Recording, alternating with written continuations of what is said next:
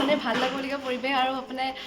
হঠাতে হোৱা আৰু এই কথাটো মানে ভাবিবই নহয় যে সেয়েহেন আপোনাৰ মাননীয় প্ৰধানমন্ত্ৰী যাক আমি সদায় টিভিত বা বিভিন্ন অনুষ্ঠানত আমি দেখিয়ে থাকোঁ, তেওঁৰ লগত বহুতো ছাত্ৰসকলে এই 2018 চনৰ পৰা পৰীক্ষা পে চৰ্চাৰ অনুষ্ঠানত অংশগ্ৰহণ কৰি আছে, তেওঁলোকৰ লগত বাৰ্তালাপ কৰিছে, বিভিন্ন প্ৰশ্ন আগবঢ়াইছে সকলো দেশৰ ছাত্ৰ ছাত্ৰীসকলৰ বাবে। এতিয়া ময়ো সেই সুযোগটো যে পাইছোঁ যে এই আমাৰ অসমলৈকে হৈ পেলাই 25 গৰাকী ছাত্ৰ ছাত্ৰীৰ লগত মই গৈ পেলাই নিজৰ প্ৰশ্নখিনি হওক বা বাৰ্তালাপখিনি আগবঢ়াব পাৰোঁ, মই অতি সৌভাগ্যশালী বুলি নিজকে ভাবোঁ। তাৰ কাৰণে মই ধন্যবাদ জনাব বিচাৰোঁ আমাৰ মাননীয় আপোনাৰ CM মহোদয়, লগতে আপোনাৰ IS মহোদয় আৰু আপোনাৰ MD বাইদেউ, আদৰ্শ বিদ্যালয় সংগঠনৰ আৰু SSA ৰ সদস্যসকলৰ লগতে আমাৰ ক'বলৈ গ'লে আমাৰ মৰমৰ সন্মানীয় আচলতে প্ৰিন্সিপাল ছাৰ লুৎফুৰ ৰহমান, তেওঁৰ কাৰণেই এই সুযোগটো মই পাব পাৰোঁ বুলি মোৰ বিশ্বাস। তেওঁ আগবঢ়াই দিছে, মই সৰুৰ পৰাই মানে এই বিদ্যালয় অহাৰ পৰাই মোক সহায় কৰি পেলাই এই পৰ্যায়লৈকে নিছে, সেইবাবে মই ধন্যবাদ তেওঁৰ বাবে আৰু আশা কৰোঁ যে মোৰ প্ৰশ্নখিনিয়ে যাতে অন্য ছাত্ৰ ছাত্ৰীবিলাকৰো সহায় কৰে আৰু এই আলোচনীৰ বা এই যিখিনি আমাৰ ডিছকাশ্যন হ'ব সেইটোৰ সমূহত মই নিজেও শিকিব পাৰোঁ আৰু আগবাঢ়ি যাব পাৰোঁ। আজি আপোনালোকে দেখিছে আমাৰ বিদ্যালয়ত এটা উদ্যোগী পৰিৱেশ হৈছে। আমি চবেই ফূৰ্তিত আছোঁ কাৰণ আমাৰ ছাত্ৰী কৃষ্টি জেনা বৰা তাই গুৱাহাটীলৈ যাব। আমি অলপ পিছতে তাইক লৈ ইয়াৰ পৰা যাত্ৰা আৰম্ভ কৰিম। তাই আগন্তুক যিটো পৰীক্ষা পে চৰ্চা অনুষ্ঠান অনুষ্ঠিত হ'ব 21 ডিচেম্বৰত, তাত অংশগ্ৰহণ কৰিব আৰু এই অনুষ্ঠানটোত অসমৰ বিভিন্ন প্ৰান্তৰ পৰা 25 গৰাকী ছাত্ৰ ছাত্ৰী আহিব। আমি লাকি যে আমাৰ মাজৰ পৰা মৰিগাঁও জিলাৰ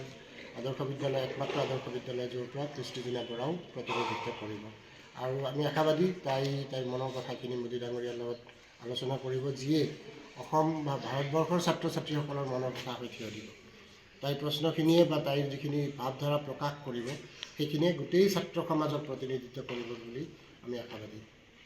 আমি আশা কৰোঁ আমাৰ ছাত্ৰ ছাত্ৰীসকল ভৱিষ্যত প্ৰজন্মৰ মাজত আমি এই বাৰ্তাটো বিয়পাই দিম, যাতে তাইক দেখা পাই আৰু ছাত্ৰ ছাত্ৰী ওলাই আহে বিভিন্ন ক্ষেত্ৰত নিজৰ পাৰদৰ্শিতা দেখুৱাবৰ কাৰণে।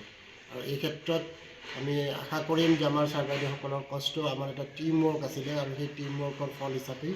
আজি কৃষ্টি জেনা বৰা এইখিনি জেগা পাইছে। আমি আগলৈ আৰু আশা কৰিছোঁ কৃষ্টি জেনা আমাক ইয়াত যিমান দিন পঢ়া শুনা কৰিব আৰু বহুত কিবা কিবি দিব।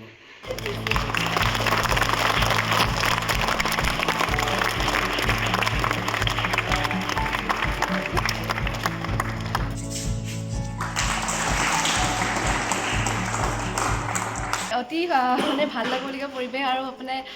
হঠাতে হোৱা আৰু এই কথাটো মানে ভাবিবই নহয় যে সেয়েহেন আপোনাৰ মাননীয় প্ৰধানমন্ত্ৰী যাক আমি সদায় টিভিত বা বিভিন্ন অনুষ্ঠানত আমি দেখিয়ে থাকোঁ, তেওঁৰ লগত বহুতো ছাত্ৰসকলে এই 2018 চনৰ পৰা পৰীক্ষা পে চৰ্চাৰ অনুষ্ঠানত অংশগ্ৰহণ কৰি আছে, তেওঁলোকৰ লগত বাৰ্তালাপ কৰিছে, বিভিন্ন প্ৰশ্ন আগবঢ়াইছে সকলো দেশৰ ছাত্ৰ ছাত্ৰীসকলৰ বাবে। এতিয়া ময়ো সেই সুযোগটো যে পাইছোঁ যে এই আমাৰ